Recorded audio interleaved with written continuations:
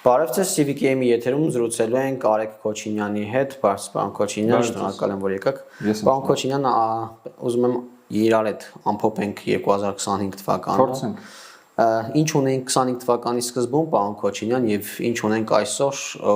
ինչ նախադրյալներ կան 26 թվականի համար։ Լավ հարց է, գիտեք, որովհետեւ մարդիկ լավ բաների շատ արագ են սովորում եւ մոռանում են շատ հաճախ, թե իրականում կարճաժամկետ կտրվածք առաջ ինչեր տեղի ունենում էր։ Ես ուզում հիշեցնել, որ 25 թվականի սկզբին մենք դեռևս բավականին մտահոգ էինք ուրեմն հայ-ադրբեջանական կոնֆլիկտի նեգատիվ սցենարներով, այսինքն դա մենք խոսում ենք առճակատման մասին, մենք խոսում ենք հնարավոր ներխուժման մասին, այդ ամեն ինչը շատ թարմ է, այդ ամեն ինչը ընդհանրապես տեղի ունենում այս տարվա սկզբին։ Բայց հետո տարվա ընթացքում տեղի ունեցան ըստ էության դրամատիկ փոփոխություններ, երևի թե բուն փոփոխությունների քանակով այս տարին ինչ-որ առումով ռեկորդային է։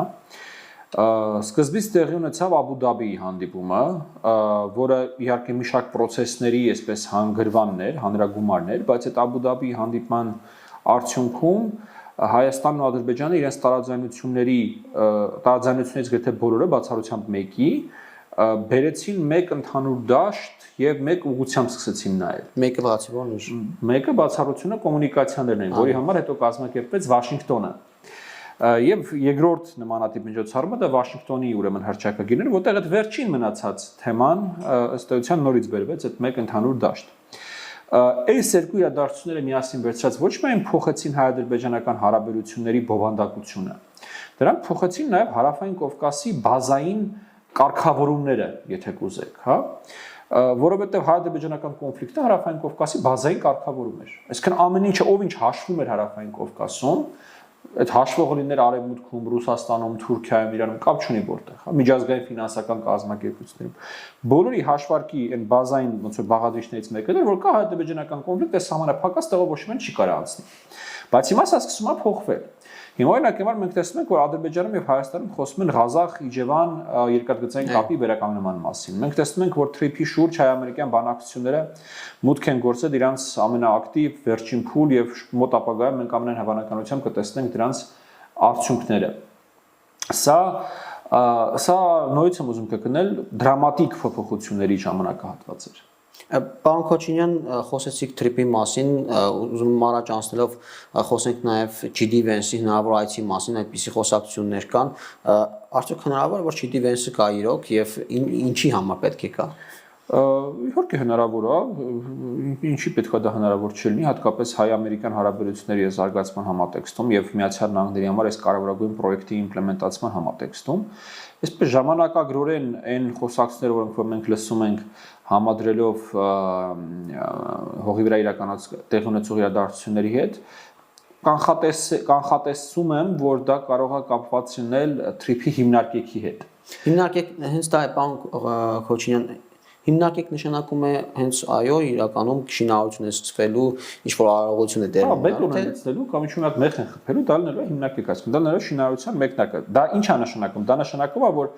պայմանավորվածություններն ու փաստաթղթավորումը ավարտված է, դա է շատ կարևոր, այսինքն երբ որ պայն մենք տեսնենք հիմնարկեքը, նշանակում է Հայաստանն ու Միացյալ Նահանգները ամեն ինչ պայմանավորվել են։ Ես չեմ կարող ասեմ ամեն ինչ կլինի հրապարակային, հուսով եմ որ կլինի ամեն ինչ հրապարակային, չեմ կարող ասեմ կլինի հրապարակային թե ոչ, բայց ինքը հիմնարկեքը լինելու է նշանային իրադարձությունը, որ պլանավորումից մեզ տեղափոխելու է այլևս իմպլեմենտացում, այսինքն կառուցում այդ պրոյեկտի ու դա շատ կարևոր է լինելու ոչ միայն բուն կոմունիկացիաների համատեքստում, այլ նաև ավելի ընդհանուր հայ-ադրբեջանական կարգավորման համատեքստում։ Օրինակ ես չեմ բացառի, որ եթե TRIP-ի հիմնարկեքը լինի, օրինակ համար, որտեղ խոսում եմ փետրվարի այցի մասին, եթե փետրվարին լինի TRIP-ի հիմնարկեքը, ես չեմ բացառում, որ դա որոշակի շղթա առաջացնի իրադարձությունների, որոնք կարող են բերել նրան, որ հայ-ադրբեջանական խաղաղության համաձայնագիրը ստորագրվի մինչև ընտրություններ։ Այն հաշվարկով, որ ընտրություններից հետո տեղի կունենա այդ ստորագրված համաձայնագրի ռատիֆիկացիան, խորհրդարանական վավերացումը։ Բայց պարոն Քոչինյան, Ադրբեջանը պահանջ ունի դրա համար, ասում է համանadrությունը փոխեք նոր։ Շատ լավ։ Դա էլ կարա լինի բանից հետո, այսինքն կարա լինի պահանջի մասին չենք խոսում, խոսում ենք ազգային ժողովի ընտրությունների մասին եւ խոսում ենք նրա մասին, որ այսպես թե այնպես մենք տեսնում ենք, որ Սահմանադրական հանձնաժողովը էականորեն ակտիվացրել է իր աշխատանքները եւ մեր գործընկերոջ Դանիելի հետ երբ որ խոսում ենք, ասում են, որ սենց տեմպով երբևիցե այս աշխատանքը չի գնացել, ինչը նշանակում է, որ տեսանելի ապագայում մենք նաեւ կունենանք նոր տեքստը։ Իդեպ ուզում եմ հիշեցնել, որ վարչապետը հայտարարել էր, որ կուսակցությունը իր գնալու է ընտրություններին արդեն իսկ հրապարակված տեքստով, այսինքն հունիսի ընտրություններին մենք պետք է իմանանք դրանք ինչ սահմանադրություն են առաջարկում։ Այո։ Ինչը բերում է մեկ այլ բանի, որ կարող լինի եւ ընտրություններ եւ ռեֆերենդում ու դրանից հետո լինի վավերացումը, այսինքն երբ որ մենք տարանջատում ենք ստորագրում ու վավերացում գործիքները միմյանցից, դա որոշակի կոմբինացված լուծման հնարավորություն է ստեղծում, ես կարծում եմ։ Պարոն Քոչինյան, տարածաշրջանում կան նաեւ Թուրքիան, Ռուսաստանը եւ Իրանը։ Թուրքիայի հետ հարաբերություններին անդրադառնանք, որովհետև կարծեք առաջընթաց կա այստեղ եւս խոսքեր գնում Ալիջան, Մարգարա անցակետի շուրջ տեղ ունեցող զարգացումների մասով Ալիջանում ինչ-որ աշխատանքներ են կատարվում, հնարավոր է որ սահմանը բացվի եւ նաեւ խոսում էին անակնկալ ինչ-որ առաջընթացի մասին, հավանաբար պայմանավորվածություններից անդին ինչ-որ բան է տեղի ունենալու։ Այդ անակնկալներ բաներ չգիտեմ, թող անակնկալներ մատուցումներ դրա մասին խոսան։ Ես 3 բան կարձանագրեմ։ Մեկը դա թուրքական ավիաուղիների մուտքն է Հայաստանի Հանրապետություն, դուք գիտեք, որ Հայաստանը արդեն իսկ է իրականում մեր թուրքական ավիաուղի, դա Pegasus-ն է, որը բյուջետային ավիաընկերություն է, եւ եթե իրադարձությունները զարգանան այնպես որ ինչպես որ հայտարարում են, ապա եկող տարի մենք պետք է տեսնենք նաեւ թուրքական ավիաընկերությունների մուտքը Հայաստան, ինչը իրականում բավականին կարևոր է դարձնում է Հայաստանի համար, թուրքական ավիաընկերությունները աշխարհի լավագույն ավիաընկերություններից մեկն է եւ Ստամբուլը աշխարհի ամենակապված քաղաքներից մեկն է ու կանխատեսելիորեն գնեչիցում կարող է տեղի ունենալ գրեթե բոլոր ուղղություններով նաև իրենց մրցակիցների կողմից, այսինքն եվրոպական, Քաթար եւ մնացած ավիաընկերությունները, որոնք սպասարկում են այս պայմանությամբ մեզ, իրենք էլ կարող են պետք է որ գնեչեցում անեն մրցակցությունից ելնելով։ Դա դրական իրադարձություն է։ Երկրորդ ուրեմն էլեմենտը դա հայ-թուրքական սահմանի բացումն է երրորդ երկրների քաղաքացիների եւ դիվանագիտական անձնագրեր կրողների համար, սա մի բան է, որ մենք Թուրքիայի հետ բավական վաղուց ենք պայմանավորվել։ Ես եթե ճիշտ եմ հիշում, հələ անցած տարվա հունիսին դա պետքա տեղի ուներ, ուղղակի արդեն ամոթել է այն իրավիճակը, որ Թուրքիան մեր հետ մի բան է պայմանավորվել եւ ըստ էության չի կարողանում դա իրականացնել Ադրբեջանի կամ չի ուզում չի կարողանում դա իրականացնել Ադրբեջանի ճնշումների կամ հորդորանքների ներքո, որովհետեւ ես անկեղծ ասեմ, դուք գիտեք, ես պարբերաբար մասնակցում եմ թե հայ-ադրբեջանական, թե հայ-թուրքական փորձագիտական քննարկումների, երկխոսությունների, Հայաստանի եւ Թուրքիայի մեջ որևէ տարաձայնություն որևէ հարցով չկա։ Իսկն բան էլ չկա հետները քննարկելու այս թե ինչու չի լինի, թե ինչու չի, ինչ անենք որ լինի, ինչ անենք որ լինի, ոչ մի չկա ելևս հասկանում եք, ու դա ճիշտ ասած իրանց է շատ անհարմար իրավիճակի մեջ դնում պարբերաբար, եւ այդ քայլը որ իրանք խոսում են, եւ այդ քայլի ժամանակն է վաղուց անցել, մի բան էլ ավելի ժամանակն է վաղուց անցել։ Պարոն Քոչինյան, տեսնում ենք, որ Ադրբեջանի տարածքով բեռներ են գալիս Հայաստան, Ռուսաստանից, Ղազախստանից, հենց ադրբեջանական արդեն բենզին եկավ, եւ եթե չլինի Թուրքիայի հետ սահման կոնե բաց սահման նկատի ունեմ բեռների կոնե առումով, այդ միջին միջանցքը, այդ ընդհանրապես առևտրաշրջանառությունը տեղի չի ունենա։ Թուրքիան շահագրգռված չի, որ ինքը եւ ես հիշում եմ թուրքական կողմի հայտարարությունը, որ առանց մեզ միջին միջանցք գոյություն ունենալ չի կարող եւ այն Գիտեք ով այս թվում է նաև Թուրքիայում հարց առաջանում Ադրբեջանին, ասում են, լավ դուք մեզ ասում եք սահմանը մի բացեք, դուք ըստ էության բացում եք ապրանքաշրջանառություն եք սկսում, մեզ ասում եք մի արեք, դա էլ է իհարկե երկիծական ինչ-որ չափով իրավիճակ, բայց դա մեծ ավելի կարևոր թեմա կա քննարկելու։ Տեսեք, Հայաստանի եւ Ադրբեջանի մեջ ըստ էության նոր խոսակցություն է սկսվել, դա տնտեսական որոշակի փոխհարաբերությունների խոսակցությունն է, ինչպես դուք նշեցիք, հա, բեռներ են սկսել գալ, բենզին են սկսել գնել եւ այլն։ Սրան զուգահեռ մենք ունենք ինչ իրավիճակ, որ կա 3 բանակցային բովանդակության իմաստով բանակցային թրեք, դելիմիտացիա դեմարկացիայի թրեք,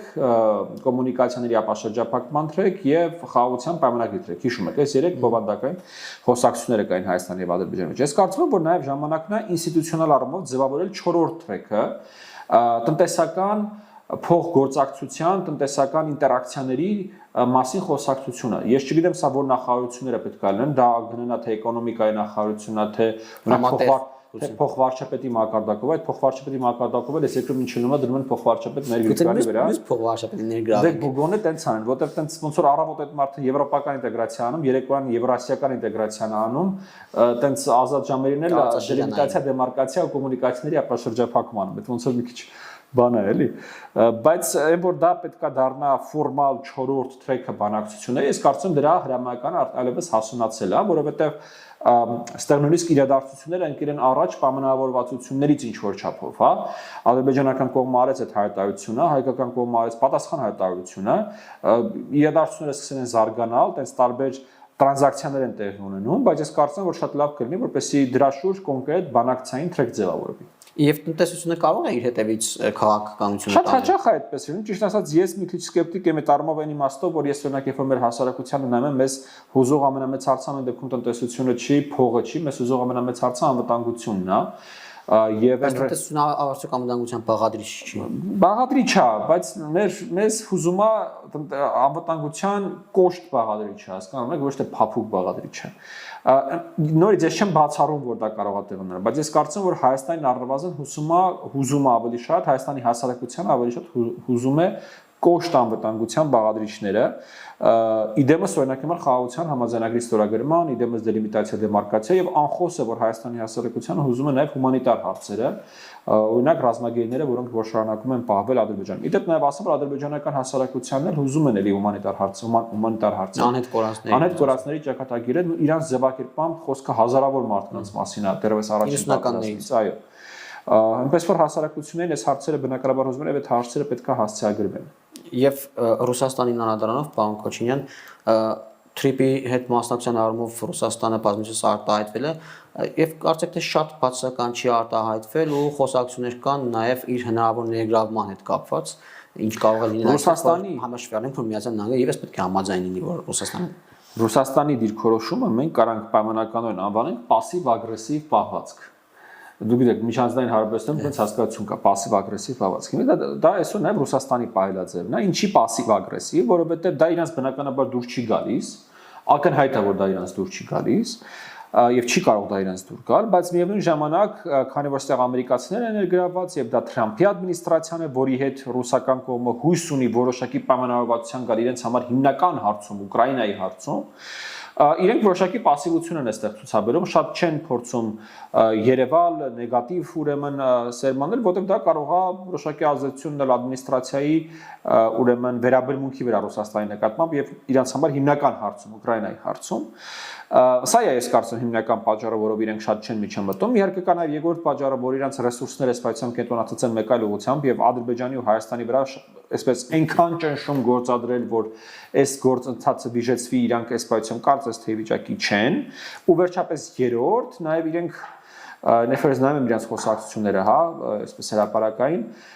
կարծես թերահավատ են, որ այս ամեն ինչը նույնիսկ կարա իրականություն դառնա։ Այսինքն, որ առանց իրենց միջամտելու մեկաստեղ ոչ մի չի ստացվելու։ Այս երեք պատճառ Այդպիսի ռիսկ բան Քոչինյան։ Իհարկե կա, մինչև շինարարությունը չսկսվի, ես ասում եմ, մինչև շինարարությունը չհավարտվի եւ առաջի գնացքն է չգնա, ես էլի ես էլ ունեմ որոշակի մակարդակով թերահավատություն եւ մտավախություն եւ այո դա առաջին մեր մասով կախված է մեր աշխատանքից մենք ինչպես ենք դրա այդ եւ բանակցություններ է տանում եւ երբ որ աշխատելու պահը գա այսքան ոնց ենք այդ ինչքան արագ ենք այդ շինարարությունը անելու այս երկրի ունի հյուսիս-հարավի փորձ այո մենք պետք է հյուսիս-հարավը 16 թվականին ավարտենք թե 19-ին ավարտենք կարծես քարցին կարծես 18-ին 18-ը թողնի 18-ին արդեն 26 թիվն է Երեք չարաչորը մեծ այսպես շուկով արավ, ասեցին Գյումրի ճանապարհը արդեն բաց է։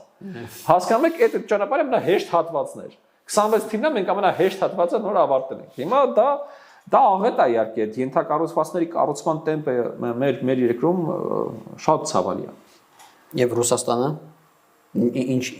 Ուկրաինայով եթե հարցը ավարտվի, Ուկրաինայում պատերազմը ավարտվի։ Դե եթե Ուկրաինայում հարցը ավարտվի, մեր խնդիրը մենակ թրիփը չի լինելու, ասենց ասեմ։ Արդեն Ռուսաստանը կվերադառնա տարածաշրջան։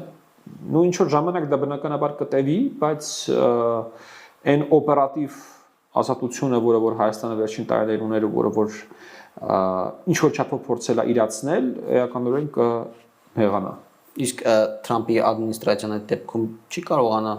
իր նախագծերը առաջ տանել հաշվի առնելով, որ ինքը հետաքրքիր է։ Դե դրա համար ասի մենակ թրիփը չի լինելու մեր խնդիրը, որովհետև թրիփը հələ գոնե Միացյալ Նահանգների որոշակի մասնակցություն կա։ Այլ ինչ խնդիրներ են առաջանում։ Արտաքին քաղաքականության դիվերսիֆիկացիայի օրակարգը, որը մենք փորձում ենք առաջ տանել եւ մեր կախվածությունները նվազեցնենք Ռուսաստանից, բնականաբար Ռուսաստանի համար լինելու է բավականին խնդրահարույց քաղաքականություն եւ իրենք անելու են ամեն ինչ, որպեսզի մեր կախվածությունների բազմազանեցումը եւ մեր կախվածությունների նվազեցումը իրենցից կասեցնեն, կանգնեցնեն եւ եթե մի քայլ առաջ գնանք, դա որում հետո լավ տարբերակն է։ Վատ տարբերակն է, որ իրանք փորձելու են անեն ամեն ինչ, որպեսզի Հայաստանում լինի իշխանափոխություն։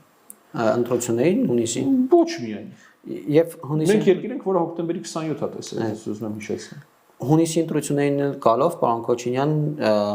Հայաստանը խնդրել էր Եվրոմիությանը աջակցել հիբրիդային պատերազմի դեմ, աջակցել ընտրություններին, կեղծիքների եւ այլ երրորդ երկրների ներգրավվածությունների դեմ, ինչը Հայաստանում նաեւ քննարկումներ առաջացրել, որ այդ ճանապարհով էլ Եվրոմիությունն են ազդեցություն ունենում մեր ընտրությունների վրա։ Ով որ այտենց քննարկումների է մասնակցում կամ Հիմի որ ասելու են Արեգ Քոչյանը վիրավորում է մարդկանց, լավ չեն վիրավորում մարդկանց, բայց չի կարելի նման տկարամիտ հայտարարություն անել։ Ընդ որում այդ անողը կամ տկարամիտ հայտարարությունը կամ դիտավորությամբ մարդկանց փորձում է շփոթմունքի մեջ գցել, որովհետև այն ինչ որ Հայաստանն ու Եվրոպական միությունն իր այդ պայմանավորվել են, դա ոչ թե Եվրոպական միության միջամտության հնարավորություն է, այլ Եվրոպական միության կողմից աջակցություն է, որպեսզի Հայաստանը իր ներսում ընտրությունները կարողանա իրականացնել հավուր պատշաճի, իր օրենսդրությանը համապատասխան եւ չեզոքացնի այլ հնարավոր ազդեցության գործակալների գործունեությունը այս երկրում։ Հիմա բոլոր այն մարդիկ, ովքեր սրտնեղել են նրանից, որ մենք ստանալու ենք որոշակի եվրոպական աջակցություն օտարերկրյա օպերացիաները մեր երկրում կանգնեցնելու կամ դրանց դիմադրելու համար, այսպես ուղիղ տրամաբանությամբ այդ օտարերկրյա օպերացիաները իրականացնողներն են։ Եւ Եվրոպական միության միջամտություն չի սպառում այդպիսով, բայց փողը ինչու համար են տալիս։ Հիմա կարող են փողը, եթե ասում եք որ ռուսական ռուբլի է գալիս եւ ռուսական ռուբլին օգտագործվում է ընտրությունների ռուսական իշխանության բերելու համար, ապա հիմա եվրոպական եվրոն են Եվրոմիության ներգրավումն է մեր ընտրությունները։ Շատ լավ։ Տեսեք, շատ կարևոր է, թե նախ գումարը ինչի վրա է ծախսվում, երկրորդը միջոցառումները ինչի մասին են, եւ երրորդը ուժային կենտրոնների նպատակները, որոնք են այս տարածաշրջանում։ Սկսենք երրորդից, որովհետեւ սա այսպես գիտեք բանն է, ֆունդամենտն է, էլի ամեն ինչի։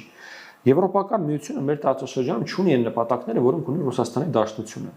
Ունի շատ պատճառներով, եւ պատմական, եւ աշխարհագրական, եւ տնտեսական, եւ այլն, որոնք են Ռուսաստանի Դաշնության նպատակները մեր տարածաշրջանում։ Դա կայսերապաշտական նպատակներ են, դա պոստկոլոնիալ, իսկ երբեմն նույնիսկ հենց կոլոնիալ, այսինքն գաղութային նպատակներ են։ Ռուսաստանը մեծ տարածաշրջանը տեսնում է որպես իրանց կայսրության մի մաս, որը ինչպես իրենք են արտահայտվում, չէ, որը ինչպես իրենք են արտահայտվում, մի հատ աղետի պատճառով քանդվել է իրանց կայսրությունը, այդ կայսրության մի մասը իրանցից անկախացել է, եւ հիմա իրանք ուզում են մի տարբերակով այդ բոլոր գաղութները իրանց նախքին լինեն մենակ իրանց հետ, լինեն իրանց հետ տնտեսական ինտեգրացիայի մեջ, իրանք որոշեն այդ գաղութներում ամեն ինչ եւ ավելի մյուս տարբերակով ուղղակի վերադառնում իրենց կայսրության կազմ։ Սա է ռուսական պետության ծրագրանպատակային դաշտը մեր տարածաշրջանի եւ մեր պետության հետ կապած։ Եվ եթե մարդը սա չի հասկանում, ես ցավում եմ այդ մարդու համար, որ ինքը դա չի հասկանում։ Ռուսաստանի երկարաժամկետ նպատակները անհամատեղելի են այս պետության երկարաժամկետ նպատակների հետ, որտեղ այդ նպատակներից մի մասը այն է, որ տարածաշրջանում լինի կոնֆլիկտ, որպես իրանց ազդեցությունը չնվազի, չտկարանա, եւ երկրորդ նպատակը ուղղակի ամեն ինչը կուլ տալն է։ Այս երկուսից մեկն է, այսինքն այստեղ կամ պետք է լինի կոնֆլիկտ, կամ պետք է լինի Ռուսաստան։ Այլ նպատակ Ռուսաստանը երկարաժամկետ մեր հետ կապված չունի։ Եվրոմիության նպատակն է, իսկ եվրոպական Ռուսաստանի տարածաշրջանից հեռացնելն է, եւ այդ ով պետք է լրացնի այդ բացը, կամ իրենք պետք է անձամբ լինեն, կամ Թուրքիայի միջոցով։ Հիմա Թուրքիա թե Ռուսաստան։ Նախ գլուխը պատով է տալի այդպես բան ասողը։ Նույն ձևով ասում են թե Միացյալ Նահանգները թե տարածաշրջան կա Թուրքիա է գալու։ Տեսակ ոնց եկավ ուղիղ։ Եկավ Թրիպը ինքը արեց։ Բայց եթե Թուրքիա վերանում, ինչի ինքը եկավ։ Ինչա Վենսը գալի, ոչ թե Թուրքիայի փոխնախագահը։ Ինչա Եվրոպական միությունը Հայաստանի հետ իր հարաբերությունները բերում հասցնում հնարավոր առավելագույն մակարդակին։ Սրանից մի քայլ ավել էլ չեն կարող գնանք, որտեղ ԵԱՏՄ անդամ ենք։ Սրանից մի քայլ ավել ըստ ուրության այլևս խորը համապարփակ առևտրի շրջանակային համաձայնագիրն է, այսինքն մաքսիմալ միությունը այլևս Եվրոպական միության հետ։ Հաջորդ քայլը ըստ ուրության դա է, այս փաստաթղթաշրջանառության մեջ։ Իհարկե մենք հենց պետք է իմպլեմենտացնենք այն ամեն ինչին, ինչ պայմանավորվել ենք, բայց փաստաթղթային առումով սա այլևս վերջն է, սրանից այն կողմ այլևս ինտեգրացիան է Եվրոպական միության հետ։ Բայց ինչ Թուրքիայի մասին է խոսքը, հասկանում եք, դա ընդհանրապես Հայաստանում Թուրքիայի մասին բոլոր խոսակցությունները, որոնց ես ականատես եմ լինում քաղաքական դաշտում, դրանք քաղ տեխնոլոգիաներ են։ Մարդկանց միայն ու միայն փորձում են վախեցնել Թուրքիա, բայց արևմուտքի հետ մի եղեք Թուրքերը կգան, ամերիկացիների հետ մի եղեք Թուրքերը կգան, եվրոպացիների հետ մի եղեք Թուրքերը, ռուսները գնան Թուրքերը կգան։ Ինչի Հայաստանում մարդը մնացել է, մտածում եթե Թուրքերը մտնեն դրեն հարձակվել Հայաստանի վրա ու Արաքս գետը անցնեն։ Այն 2000 հոգանոց ռուսական ռազմաբազան է, որ իրաց կանգնացնելու է։ Լավ Ղարաբաղից հետո ինչու մեկը մտածում է ռուսները մեր համար կռվելու են։ Ռուսները մեր համար կռվելու են, ինչու մեկը տենց բան է մտածում Հայաստանում։ Ով որ մտածում է նորից ուրեմն կամ ուղղակի քաղաքական ապուշ է, կամ օտարերկրյա գործակալ է։ Եվ պարոն Քոչարյան, ինչ սպասենք 2026 թվականից արդյոք Հայաստան-Ադրբեջան հարաբերությունները վերջնականապես թեվակողել են խաղաղության փուլ, որովհետև շատերը պնդում են, որ այս խաղաղության պայմանագիրը կամ նախաստորագրված պայմանագիրը կամ եղած հարաբերությունները հեղեղուկ են ու իրական խաղաղության մասին չեն, որովհետև Ադրբեջանը այլ պլաններ ունի, Ադրբեջանը ավելի ուժեղանում է եւ այլն։ Այն որ Ադրբեջանը հաստատված խաղաղությունը, ինչպես պնդում է իշխանությունը, դա կեղծ է եւ ժամանակավոր։ Այն որ Ադրբեջանը միաժամանակ պատրաստվում է բոլոր հնարավոր զարգացումներին եւ խաղաղությանը եւ պատերազմին եւ ոչ խաղաղությանը ոչ պատերազմին, դա ակնհայտ է եւ դա օրինաչափ է։ Ցանկացած պետություն միաժամանակ պետք է պատրաստի բոլոր հնարավոր սցենարներին եւ ընդհանրապես պետությունը նրա մասին է, որ ինքը պետք է պատրաստվի հնարավոր ամենավատ տարբերակին։ Ինչ որ առումով նույնը փորձում անել նաև Հայաստանը։ Մենք այսքան որ զենք զինամթերք են գնում, մեր սահմանների պաշտպանունակությամբ ենք զբաղվում, զինված ուժերի ռեֆորմ ենք անում, բա դա ինչի մասին է։ Դա նույնպես պատերազմի հնարավոր սցենարին պատրաստվելու մասին է։ Այն որ փորձում ենք դիվերսիֆիկացնել մեր արտաքին քաղաքականությունը, բոլոր հնարավոր պարտներների հետ հարաբերությունները կարգավորենք եւ այլն եւ այլն եւ այլն, դա էլ այդ ոչ պատերազմի, ոչ խաղաղության ինչ որ չափով սցենարին պատրաստվել է եւ այլն, այսինքն բոլոր պետությունները իրենց հնարավորության սահմաններում միշտ պատրաստվում են բոլոր հնարավոր սցենարներին։ Հիմա սա չի նշանակում, թե եթե իրենք ներդրումներ են անում իրանց զինված ուժերի մեջ, իրանց համար խաղաղությունը հիմնական նպատակը չի, բացարձակապես, որտեղ դրանց զուգահեռ մենք տեսնում ենք նաև այլ ցուցիչներ, մենք տեսնում ենք, որ Ադրբեջանը օրինակ այդ սահմանի բացումը, բեռնափոխադրումներն է ուրեմն այդ արգելքն է հանում, բենզինի վաճառքը, խաղաղության համաձայնագրի նախաստորագրումը, խաղաղության մասին հռչակագրի ստորագրումը, ուրեմն թրիփի վերաբերյալ հայ-ամերիկյան պայմանավորվածությունների ողջունումը դեռևս Վաշինգտոնում, Աբու Դաբիում տեղի ունեցած հանդիպում, այսինքն նաև ահռելի քանակությամբ մենք տեսնում ենք գործոններ եւ ցուցիչներ, որ մենք գնում ենք խաղաղության ուղղությամբ, եւ դա հերքել հնարավոր չէ, ինչքան էլ մարդիկ ասեն, թե սա կեղծիք է, սա խաղաղություն չի, ոչ, սա հենց խաղաղությունն է։ Ասեմ դες ավելին, ես ուզում եմ մարդկանց կոչ անել մի հատ ինքնարեֆլեքսիա անել։ Նոր տարվա սեղանի շուրջ հայերը հիմնականում խմում են խաղաղության կենացը։ Խաղաղ տարի լինի, հա, խաղաղության տարի լինի։ Բա այդ խաղաղությունը ժողովուրդ ջան, ինչ որ միստիկական էակ չի, այդ խաղաղությունը հենց սա է, աշխատանք։ Խաղաղությունը դա ամենօրյա աշխատանք է, դա չարքաշ աշխատանք է, ինչպես որ պատերազմն է աշխատանք, տենց էլ խաղաղությունն է աշխատանք։ Եվ ավելի ծանր, քան պատերազմը։ Դե չգիտեմ որն է ավելի ծանր, բայց ինքն էլ է ծանր աշխատանք է եւ ինքը նշանակում է, որ դու պետքա պատրաստ լինել գնալ մի քայլ ավել, քան դու գնում ես օրինակ համար նախորդ օրը այդ հարաբերությունների կարգավորման ուղղությամբ։ Եվ այո, մեր համար պետք է ընդունել լինի, որ Երևանում լինելու է ադրբեջանական բենզին, Բաքվում է օրինակ համար լինելու է հայկական կոնյակ։ Էտա Ես հասկանում եմ, որ շատ մարդկանց մոտ սա դերևս ցավ առաջացնում, դերևս չեն համակերպվում։ Մենք ունենք հսկայական քանակությամբ մարդիկ, ովքեր հարազատ բարեկամ են կորցրել, տուժել են այդ պատերազմից եւ այլն, դա ահռելի քանակությամբ ատելություն եւ նեգատիվ է գեներացնում եւ մեր մոտ եւ իրաց մոտ էլ մտել այդ ամեն ինչը ինստիտուցիոնալիզացված է, այդ հարմենոֆոբիան կրթական համակարգում ներգրաված է եւ այլն եւ այլն, այսինքն հսկայական ճանապարհ ունենք դեռևս անցնելու, Ժորժ ջան, բայց դա է տարբերակը, չկա այլ տարբերակ։ Այլ տարբերակը դա այն է, ինչ որ եղել է վերջին 30 տարիների ընթացքում։ Ընդ որում ես ասեմ, այս պայմանությամբ նորից ոչ հոգուտ մեզ։ Պարոն Քոչարյան, հիմա մենք այնպես ենք քննարկում իրավիճակը, կարծեք 2026 թվականի հունիսի ընտրությունները ազդեցություն չեն ունենալու այս գործընթացի վրա, բայց գիտենք, որ դե բացարձակապես քննարկում, հակառակը մենք ասում ենք, որ 2026 թվականի հունիսյան ընտրությունները ամենակարևոր իրադարձությունն են, որ ոչ միայն Հայաստանի համար, այլև Հարավային Կովկասի համար ունենալու են վճռորոշ նշանակություն, որտեղ այդ ընտրություններից հետո մոտավորապես 5 տարի Հարավային Կովկասում ընտրություններ չկան նախատեսված եւ որոշակի ստաբիլիզացիա է գալու ու ուղղություններ մշակելու, հա, ռազմավարություններ մշակելու հնարավորություն ալինելու եւ ռազմավարական ընտրանք անելու հնարավորություն անելու։ Այսինքն Հայաստանում հունիսին իշխանության եկած ուժը կարողանալու ըստեյության որոշել։ Մենք գնում ենք, շարունակում ենք ճանապարհախաղաղության ուղղությամբ եւ հասնում ենք այդ խաղաղության։ Իդեպ ես ասեմ, որ հնարավոր է 26 թվականին խաղաղության հասնել։ Հնարավոր է ստորագրել, վավերացնել խաղաղության պայմանագիրը Հայաստանի եւ Ադրբեջանի միջեւ ու հասնել հայկական կարգավորման։ Դա հնարավոր է։ Հիմա Հայաստանի հասարակությունից է կախվածելու, իրանք ընտրել են այն ուժերին, որոնք որ այդ խաղաղության օրակարգի ջատագովներն են, թե ընտրել են այլ ուժերի։ Բան Քոչյան մի քիչ ավելի անկեղծ խոսելու դեպքում քաղաքացիական պայմանագիրն է, որ խոսում է խաղաղության պայմանագրի ստորագրման մասին եւ նկատելով այն ուժերից, որոնք հնարավորություն ունեն, չգիտեմ, շեմա հաղթահարելու կոնե։ Հիմա եւ մյուս շեմա հաղթահարող ուժերը խոսում են խաղաղության մասին, բայց իրական խաղաղության մասին, արժանապատիվ խաղաղության մասին ես ուզում եմ հիմա քննարկենք, արդյոք հնարավորություն ունեն այդ ուժերը ընտրվելու, միավորվելով ընտրվելու դեպքում այս գործընթացները հետ շրջել։ Ես ձեր հարցին կպատասխանեմ մի նախադասությամբ, ես մարդկանց կոչ կանեմ ուշադրություն չդարձնել բայց բառից առաջ հայտարարություններ, այլ որ մարդիկ ասում են մենք համաձայն ենք խաղաղությանը լավ բան է, հետո մի հատ ասում են բայց արժանապատիվ խաղաղություն։ այդ բայցից հետո տրված ուրեմն հատվածին ուշադրություն դարձրեք, ինչեւ է այդքան էական ինչ են ասում։ Իդեպ նաև ասեմ, որ այդ ամբողջ խոսույթը Հայաստանում որ կա այդ արժանապատվության եւ խաղաղության միջև երկընտրանքի, դա սուտ է, դա կեղծիք է, այդպես բան չկա, Հայաստանում չեն ընտրում բանի խաղաղության եւ արժանապատվության միջև։ Եթե դուք կուզեք շատ այսպես անկեղծ կասեմ մենք ինչի մեջ ենք ընտրում։ Մենք ընտրում ենք արդարության եւ խաղաղության միջև։ Ընդ որում ես ասեմ, որպես կանոն հենց այդպես է լինում։ Մարդիկ սովորաբար հենց ընտրում են արդարության եւ խաղաղության միջև։ Շատ թյուր տպավորություն է մարդկանց մոտ, թե խաղաղությունը որպես կանոն արդար է լինում։ Խաղաղությունը որպես կանոն լինում է անարդար։ Ընդ որում ես չեմ բացառում, որ երկու հասարակություններում լինի այդ պատկերացումը, որ խաղաղությունը անարդար է։ Օրինակ դե մենք ակնհայտ է մեր մոտ ինչի կլինի այդ պատկերացումը, մենք պատրաստ ենք պարտվել էթնիկ զտումա տեղ ունեցել, իրաց մոտ այո, Ղարաբաղ ամբողջությամբ կորցրել ենք։ Իրաց մոտ էլ ասում են, բա մենք մեզ վրա 30 տարի Հայաստանը հարձակվել էր, օկուպացրել է մեր տարածքները, բա մեզ խի բան չեն տալիս, փող չեն տալիս, մեզ խի ներողություն չեն խնդրում, մեզանից խի ուրեմն մեր անհետ կորածներին չեն տալիս, բայց կործանած այդ ավիրած տնտեսությունով պետք է վերականգնի եւ այլն։ Հիմա ես որևէ կերպ չեմ փորձում ասել, որ հավասարության նշանը, բացարձակապես դրա մասին չի խոսքը, խնդրեմ ինձ դրա համար չքննադատել։ Ես ուրիշ բան եմ ասում, ասում եմ, որ